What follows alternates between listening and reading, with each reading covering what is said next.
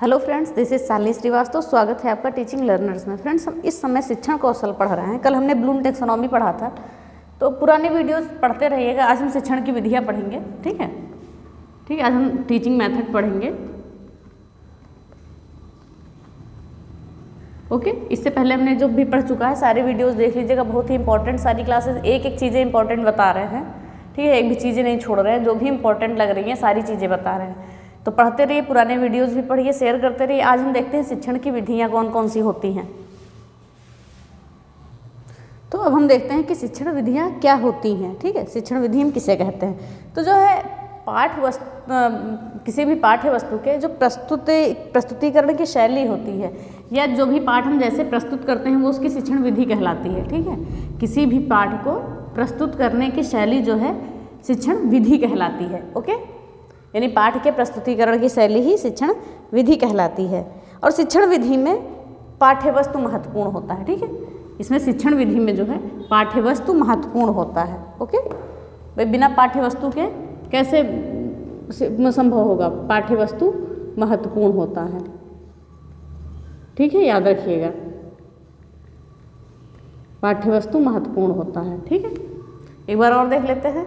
किसी भी पाठ को प्रस्तुत करने की शैली जो है शिक्षण विधि कहलाती है। ठीक है, इसमें जो है पाठ्य वस्तु महत्वपूर्ण होता है। याद रखिएगा, एक शिक्षक के लिए आवश्यक है कि उसे जब शिक्षण विधियों का ज्ञान हो, ठीक है, उसे शिक्षण विधियों का ज्ञान होना चाहिए, ताकि वह आवश्यकता और परिस्थिति के अनुसार किसी भी उपयुक्त विधि का प्रयोग अपने शिक्षण कार्य में कर सके जो उस पर सही बैठे। ओके, तो हम देखते हैं कुछ परिभाषाएं हैं, 2 परिभाषाएं हैं किसके अनुसार हैं शिक्षण विधि के लिए। ठीक है, तो हम देखते हैं शिक्षण विधि एक निष्कर्ष के विकास करने, ठीक है, शिक्षण विधि एक निष्कर्ष के विकास करने या निकालने, ठीक है, विकास करने या निकालने में सामग्री को संगठित करने का एक ढंग है। ओके, शिक्षण विधि जो है एक निष्कर्ष के विकास करने या निकालने में सामग्री को संगठित करने का एक ढंग है। ठीक है, ये परिभाषा इंपॉर्टेंट है, देखिएगा। ये दी थी जॉन डीवी ने। ओके, याद रखिएगा। अगली है शिक्षा में शिक्षण विधि नामक शब्द। ओके, शिक्षा में शिक्षण विधि नामक शब्द शिक्षक द्वारा पथ प्रदर्शन की हुई उन क्रियाओं की एक मात्रा है जो छात्रों द्वारा सीखने में परिणत हो जाती है। ठीक है, इन्होंने क्या कहा है, जो शिक्षा में शिक्षण विधि नामक एक शब्द है, ठीक है, वो शिक्षक द्वारा पथ प्रदर्शन की हुई उन क्रियाओं की एक मात्रा है। ठीक है, जो शिक्षक पथ प्रदर्शन करता है उन सभी क्रियाओं की क्या है, एक मात्रा है जो छात्रों द्वारा सीखने में परिणत हो जाती है। जिसे भाई शिक्षण विधि ऐसी होती है जिसमें छात्र सीखने में परिणत हो जाते हैं, यानी कि सीख ही जाते हैं। ठीक है, तो ये परिभाषा दी थी E.V. वेस्ले ने। ओके, ध्यान रखिएगा, E.V. वेस्ले ने। ओके, तो ये दोनों परिभाषाएं याद रखिएगा। ठीक है, अब हम देखते हैं कौन कौन सी शिक्षण विधियों का हम प्रयोग करते हैं। ठीक है, अपने अधिगम में, अपनी टीचिंग में। अब हम देखते हैं कि शिक्षण विधियों के हमने कुछ नाम लिख दिए। हम देखते हैं कौन कौन सी शिक्षण विधियाँ होती हैं, फिर इसको जानते हैं डिटेल में। कहानी सुनाकर, प्रयोगशाला विधि, वाद विवाद विधि, उदाहरण विधि, व्याख्यान विधि, स्पष्टीकरण विधि, वर्णन विधि, भ्रमण विधि, खेल विधि, अवलोकन विधि, ह्यूरिस्टिक विधि, प्रयोग विधि, ठीक है, प्रश्नोत्तर विधि और विवरण विधि, और भी बहुत सारी विधियाँ हैं। ठीक है, तो पहली क्या है, कहानी विधि। ठीक, कहानी सुनाकर।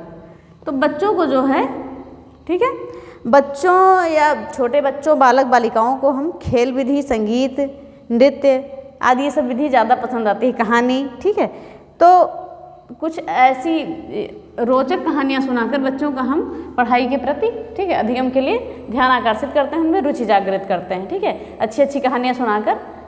फिर अगला है प्रयोगशाला विधि।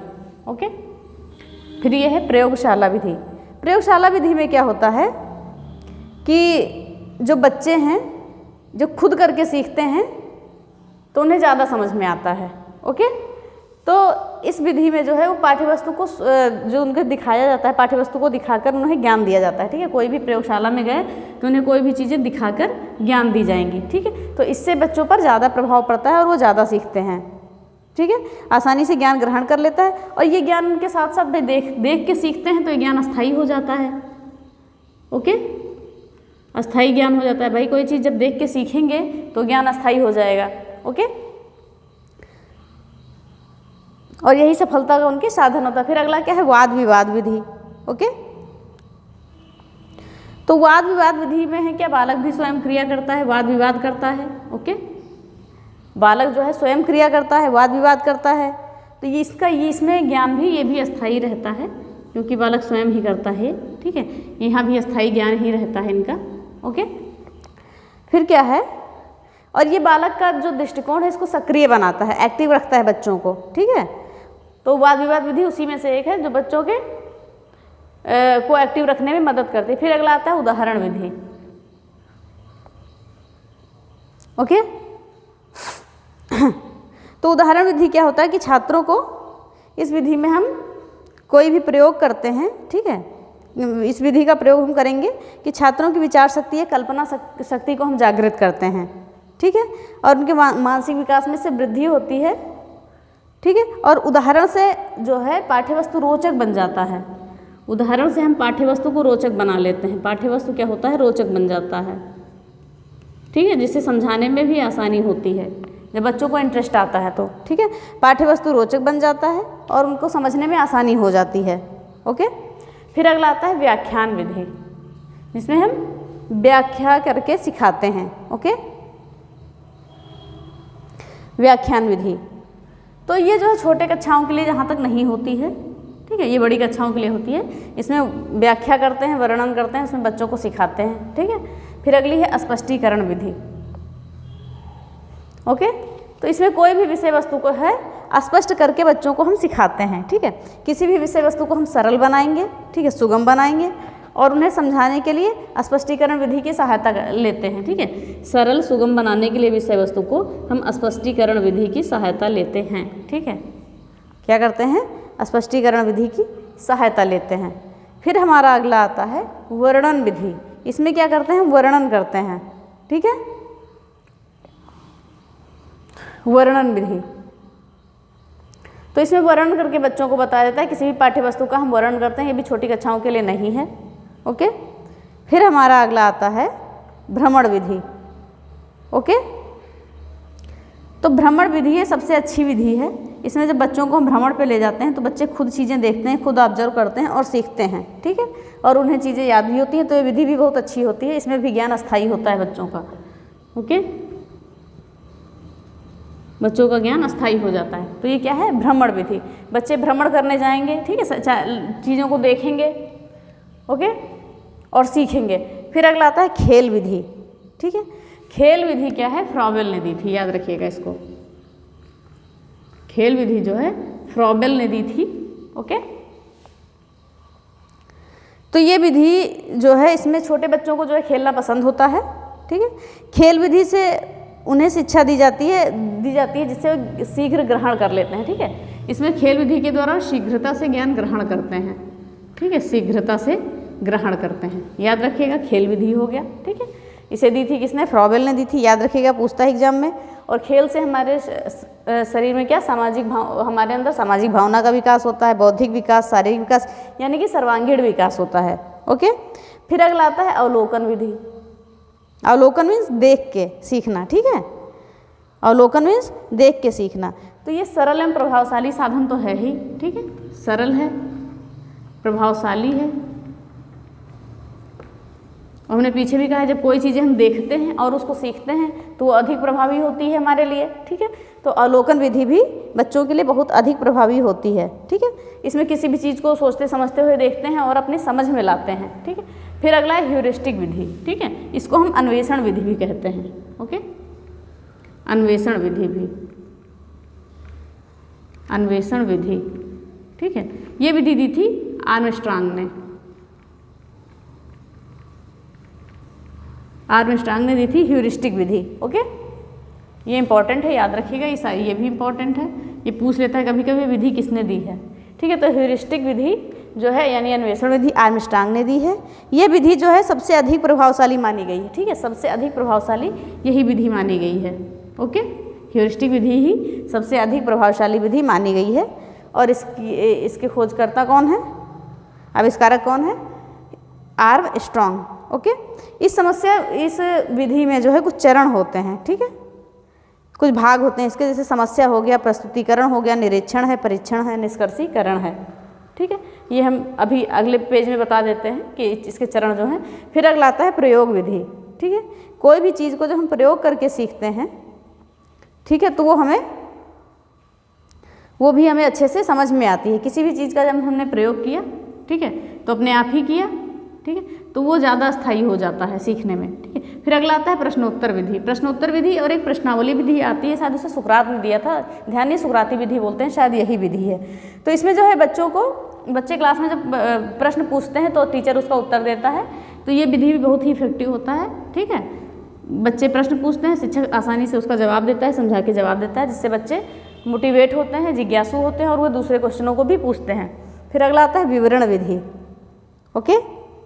विवरण विधि क्या है? विवरण देना क्या है? एक सामाजिक विज्ञान के लिए भी, बड़ी कक्षाओं के लिए विवरण विधि सामाजिक विज्ञान है या बड़ी कक्षाओं के लिए उपयोगी है, ठीक है। इस विवरण विधि में क्या है, जो कथन है, शिक्षक स्वकथन, इसको विवरण विधि को जो है कथन और शिक्षक स्वकथन भी कहा जाता है, ठीक है। तो ये सारी चीज़ें हैं विवरण विधि, ये विवरण से बच्चों को सिखाया जाता है। तो ये हमारी कुछ विधियाँ हो गई, ठीक है। ध्यान रखिएगा, ज़्यादा नाम ही पूछता है, ज़्यादा कुछ नहीं, बस किसी का खोजकर्ता भी पूछ लेता है, आविष्कारक भी पूछ लेता है। तो एक बार हम शिक्षण विधियों को और जान लेते हैं। कहानी सुनाकर, प्रयोगशाला विधि, वाद विवाद विधि, उदाहरण विधि, व्याख्यान विधि, स्पष्टीकरण विधि, वर्णन विधि, भ्रमण विधि, खेल विधि, अवलोकन विधि। खेल विधि दी थी फ्राबेल ने, अवलोकन विधि ह्यूरिस्टिक विधि आर्मस्ट्रांग ने दी थी, प्रयोग विधि, प्रश्नोत्तर विधि और विवरण विधि। तो ये हमारी होगी खेल विधियाँ, लगभग ऊपर हमने देख लिया, ठीक है। ज़्यादा नाम ही पूछता है, ज़्यादा कुछ नहीं पूछता है, ठीक है। तो हम देखते हैं आगे, हम थोड़ा ह्यूरिस्टिक विधि के आपको चरण बता देते हैं, जो भी भाग हैं उसके। तो हम बता देते हैं आपको, इसके जो भाग हैं उसको बता देते हैं, ठीक है। तो पहला वाक्य क्या है? समस्या, प्रस्तुतिकरण, ओके, समस्या हो गया, प्रस्तुतिकरण हो गया, ओके, और निरीक्षण हो गया, परीक्षण हो गया, निष्कर्षीकरण हो गया। निरीक्षण, परीक्षण, निष्कर्षीकरण। तो ये हो गए ह्यूरिस्टिक विधि के भाग हो गए, ठीक। पहले समस्याएं आएंगी, ठीक है, समस्याओं का हम प्रस्तुतिकरण करेंगे, फिर उनका निरीक्षण करेंगे, फिर परीक्षण करेंगे, फिर निष्कर्ष निकालेंगे, ओके। तो ये होगी ह्यूरिस्टिक विधि। अब हम आते हैं अपने अगले टॉपिक पे।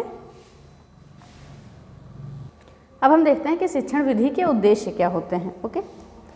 तो शिक्षण विधि के उद्देश्य हैं कि बालकों में निश्चित तथ्य और कौशल अर्जित करने की क्षमता उत्पन्न करना, ओके, क्षमता विकसित करना, ठीक है। बालकों में निश्चित तथ्य और कौशल अर्जित करने की क्षमता विकसित करना पहला उद्देश्य हो गया। फिर अगला है, ठीक है, फिर अगला है कि बच्चे जो है वे स्वतंत्र रूप से सोचने और कार्य करने की अपनी आदत उनमें विकसित हो जाती है, ठीक है। अपनी आदत वो अपने में बना ले, अपनी आदत विकसित कर सके, यानी बच्चे जो है स्वतंत्र रूप से सोचने और कार्य करने की अपनी आदत बना ले, ओके। फिर अगला है, ठीक है, फिर अगला है कि उनमें कुछ निश्चित मूल्यों का विकास हो, बच्चों में कुछ निश्चित मूल्यों का विकास हो, ओके, बच्चों में कुछ निश्चित मूल्यों का विकास हो और उनमें जो है परस्पर सहमति और सौहार्द की भावना विकसित हो, ओके, सौहार्द विकसित हो, ठीक है। एक बार हम और देख लेते हैं। बच्चों में निश्चित तथ्य और कौशल को अर्जित करने की क्षमता को विकसित करना शिक्षण विधि का उद्देश्य है। बच्चे जो है स्वतंत्र रूप से सोचने और कार्य करने की अपनी आदत स्वयं बना लेते हैं, ठीक है। और बच्चों में निश्चित मूल्यों का विकास हो और बच्चों में परस्पर सहमति और सौहार्द का विकास हो, यानी सौहार्द विकसित हो, ठीक है। तो ये हो गया हमारा शिक्षण विधि का उद्देश्य। अब हम देखते हैं शिक्षण विधि के तत्व। एक उत्तम शिक्षण विधि के 7 तत्व होते हैं, ओके। एक उत्तम शिक्षण विधि के 7 तत्व होते हैं, याद रखिएगा, ठीक है। तो हम देख लेते हैं कौन कौन से तत्व हैं वो, ठीक है। तो पहला है प्रदर्शन, ओके। फिर दूसरा है बातचीत करना,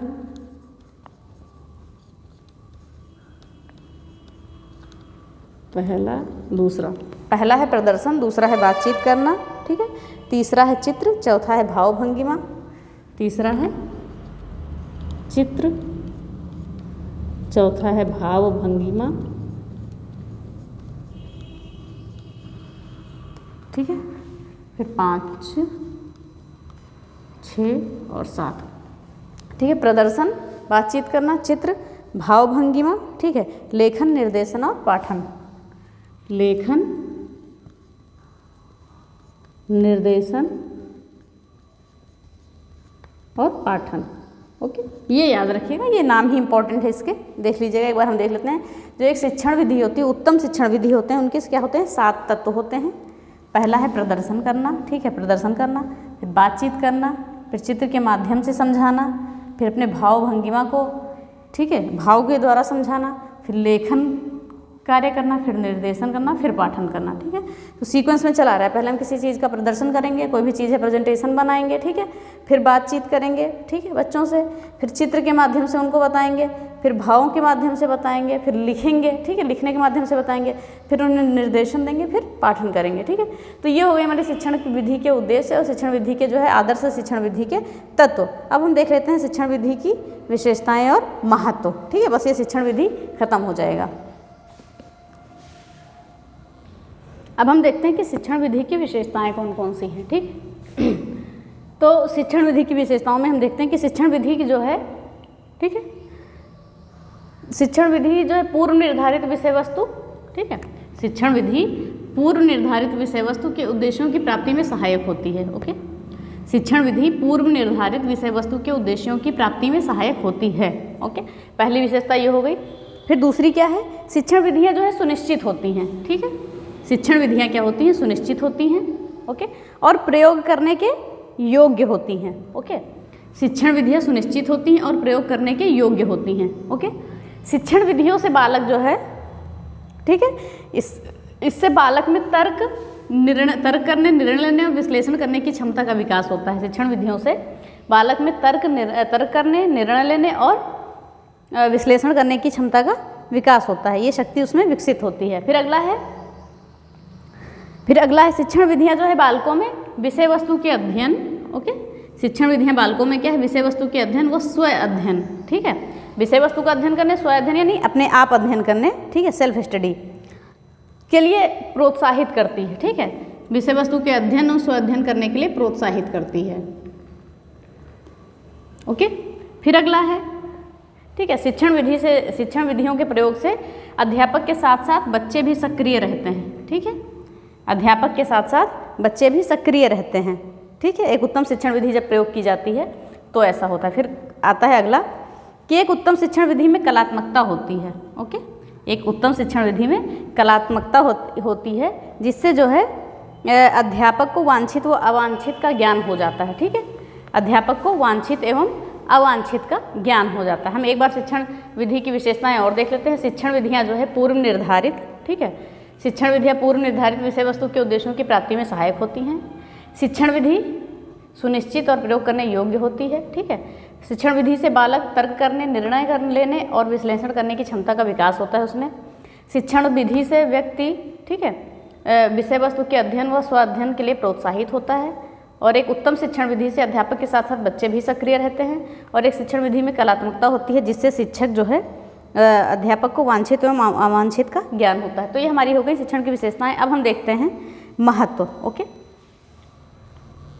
अब हम देखते हैं कि शिक्षण विधि के महत्व कौन कौन से होते हैं। ठीक है, तो पहला महत्व हमने देखा कि बाल मनोविज्ञान के अनुकूल। ओके, तो बाल मनोविज्ञान के अनुकूल क्या है, उत्तम पाठन पठित बाल मनोविज्ञान के, जैसे जो उत्तम शिक्षण विधि होती है बाल मनोविज्ञान के अनुकूल होती है। ओके, जिससे इसमें हम सभी बालक जो है, बाल मनोविज्ञान क्यों कहा गया कि इसमें सभी बालक की समझने की शक्ति एक जैसी नहीं होती है। ठीक है, उनमें विभिन्नताएं पाई जाती हैं। ठीक है, उनमें समझ में शारीरिक मानसिक विकास एवं व्यक्तिगत विभिन्नताएं ध्यान में रखकर उन्हें शिक्षा प्रदान करनी चाहिए। ठीक है, क्योंकि बाल मनोविज्ञान ने इसलिए कहा है क्योंकि जो बालक है, ठीक है, बालक में व्यक्तिगत विभिन्नताएं होती हैं, उनको अलग अलग स्तर से सिखाया जा सकता है, इसलिए उनके अनुसार जो है शिक्षण करना चाहिए। ठीक है, उनमें बहुत सारी व्यक्तिगत विभिन्नताएं होती हैं, शारीरिक मानसिक बौद्धिक सारी विभिन्नताएं होती हैं। ठीक है, इसलिए शिक्षण विधि जो है बाल मनोविज्ञान के अनुकूल होनी चाहिए। ठीक है, फिर अगला है सहानुभूतिपूर्ण होना चाहिए।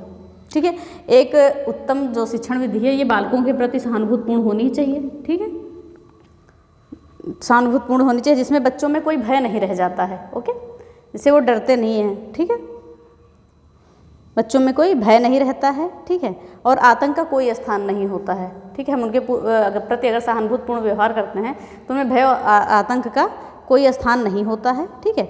और इसमें वो अध्यापक जो है बालकों के साथ सहानुभूतिपूर्ण व्यवहार करता है, तो बच्चे भी जिज्ञासु होते हैं और कुछ पूछने की हिम्मत रखते हैं कि हाँ अध्यापक हाँ हम कुछ समझ रहा है, ठीक है।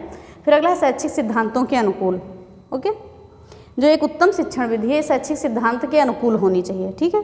उत्तम पाठन पद्धति शिक्षा सिद्धांत के अनुकूल होती है, ठीक है। इसमें अध्यापक पाठन के सूत्रों को व्यवस्थित ढंग से प्रयोग करता है, ठीक है। पाठन के सूत्रों को क्या करता है, व्यवस्थित ढंग से प्रस्तुत करता है, ठीक है, व्यवस्थित ढंग से प्रयोग करता है। ओके, लिख देते हैं।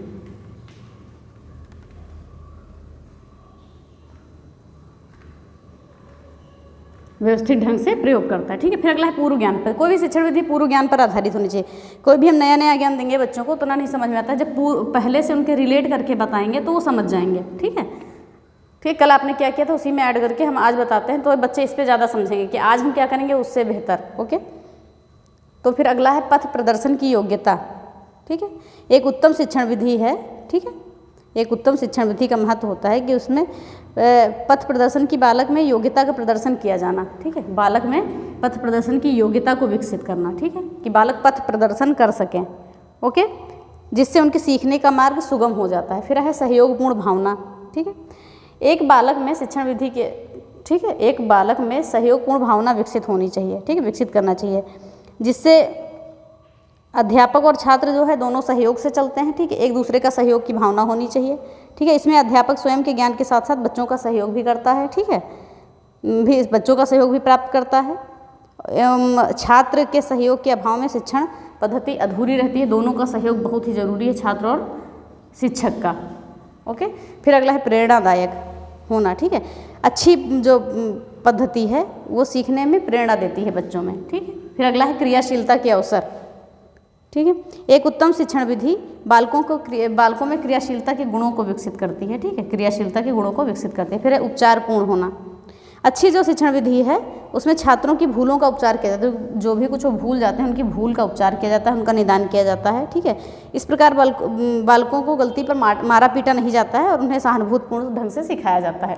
एक बार हम और देख लेते हैं। महत्व हो गया बाल मनोविज्ञान के अनुकूल, सहानुभूतिपूर्ण होना, शैक्षिक सिद्धांतों के अनुकूल, पूर्व ज्ञान पर आधारित, पथ प्रदर्शन की योग्यता, सहयोगपूर्ण भावना, प्रेरणादायक, क्रियाशीलता और उपचार का होना। तो ये हो गई शिक्षण विधि के महत्व। आज हमने ये शिक्षण विधि खत्म किया, अभी हम शिक्षण कौशल देखेंगे, ठीक है। अगर हम टॉपिक के अकॉर्डिंग चलते तो उन्होंने केवल सिलेबस में इतना दिया था, शिक्षण की विधियां एवं कौशल, उतना ही पढ़ाते, 2 क्लास में खत्म हो जाता है। लेकिन उतना पढ़ा रहे हैं जितना आपके एग्जाम में पूछा जाता है, जितना आता है डिटेल में, ठीक है। अगर इतना ही उस सिलेबस के अकॉर्डिंग मैंने छोटा छोटा दे तो दिया है, लेकिन पूछते ज़्यादा हैं, तो इसलिए डिटेल में पढ़ते रहिए, ठीक है। और कल हम शिक्षण कौशल पढ़ेंगे, उसके बाद ये हमारा पहला टॉपिक शिक्षण की विधियां एवं कौशल खत्म हो जाएगा, नया सिलेबस का नया चैप्टर आ जाएगा, ठीक है। तो पढ़ते रहिए, पिछली वीडियोस भी देखते रहिए रिलेट करके इससे। ओके, अगर वीडियो पसंद आती है तो लाइक शेयर और सब्सक्राइब करें, बेल आइकन दबाना ना भूलें। धन्यवाद, जय हिंद।